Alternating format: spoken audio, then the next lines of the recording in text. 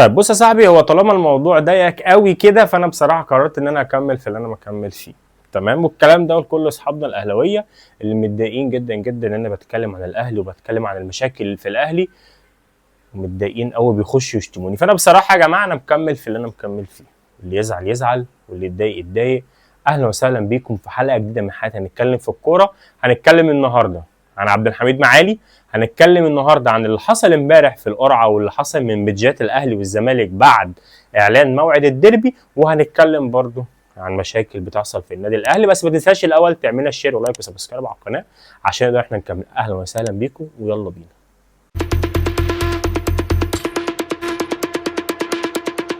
بينا. طبعا انت لو لاحظت ان من امبارح كده بيحصل دب من صفحات الاهلي والزمالك، او من البيج الرسميه للاهلي والبيج الرسميه للزمالك. الاهلي نزل صوره زيزو واللي هو الديربي الجاي وحددوا الميعاد والكلام ده كله، والزمالك نزل صوره ماتش الانسحاب اللي انتوا انسحبتوا فيه. يا جماعه والله بجد انتوا ليه مش مقدرين ان انتوا انسحبتوا بجد؟ يعني انا نفسي حد كده يطلع يقول لي يا باشا احنا ما انسحبناش خاطر اسباب 1 2 3. انتوا الاهلي انسحب قدام الزمالك في ماتش الديربي الاخير، شكرا، نقطه من اول السطر. ولكن هنا بيدج الزمالك قررت ان هي يعني تمحي تاريخ احمد السيد مصطفى، شالته من الصوره. وهي دي الفكره، ان انت حضرتك خلاص ده لعيب مش معايا، شيل يا باشا من الصوره. ده قرر ان هو ما يبقاش معايا، اتشال من الصوره وصورته الجمهور طبعا اللاعب رقم 1. وده رد على النزول للبيج بتاعت الاهلي اللي بتقول لك الدب. وطبعا كلنا احنا عارفين يا جماعه والله بجد الاهلي ما بيعملش اساطير، الاهلي بيشتري اساطير، ودي حاجه احنا معروفه، لان الاهلي حاليا ما عندهوش لعيب من ولاد النادي بيقدر ان هو يتقال عليه اسطوره. يعني اخر واحد كان تقريبا رامي ربيعه تقريبا لو انا فاكر صح. يعني المهم نرجع لمرجوعنا. طيب الزمالك النهارده قدم عبد الحميد معالي، وبصراحه انا مبسوط جدا جدا من تقديم عبد الحميد معالي، ودي ليها اسقاط. يعني في اسقاط في التقديمه ديت، هقول لك ايه هو الاسقاط. في الاول شكرا طبعا كالعاده لتيم سوشيال ميديا الزمالك، بس الاسقاط هنا على ان حميد معالي دخل غرفه خلع الملابس بتاعت الزمالك، بعد كده فتح فيديو بيتفرج اسد قديم بيقع وبينهار، واحنا عارفين طبعا الاسد القديم ده هو مين، وفي اسد جديد بيجي. وصفقه عبد الحميد معالي دي يا جماعه بجد يعني شكرا للعين اللي اختارت الصفقه دي بالمبلغ ده. الناس في المغرب واللي متابع كره مغربيه عارف ان الناس من ساعه اعلان الصفقه او من ساعه الصفقه وهو في مشكله كبيره قوي في المغرب، ان ازاي اللعيب ده كان بوتنشال ان هو هيلعب في اوروبا. يعني ازاي يروح الزمالك؟ هو كان في اتحاد طنجه في المغرب، بيلعب في اتحاد طنجه.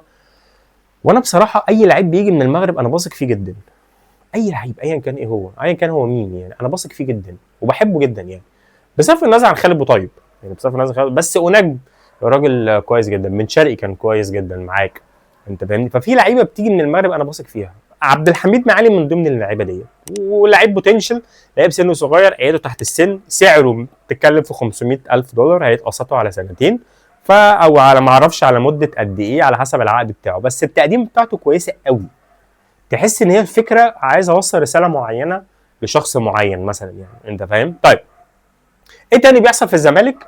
الزمالك اليومين الجايين هيعلن عن صفقه احمد ربيع، وهيعلن عن صفقه محمد اسماعيل النهارده زد. وشكرا طبعا لنادي زد او القائمين على نادي زد. ليه؟ لان الناس قدموا شكر ان اللعيب خلاص بنسبه 100% خلاص، اللعيب في الزمالك خلاص. يعني خلال اليومين الجايين بالكتير قوي احمد ربيع ومحمد اسماعيل هيتم تقديمهم بشكل رسمي. عبد الحميد معالي هو الصفقه السادسه للزمالك، محمد ربيع وبتتكلم محمد اسماعيل هتبقى الصفقه السابعه والثامنه.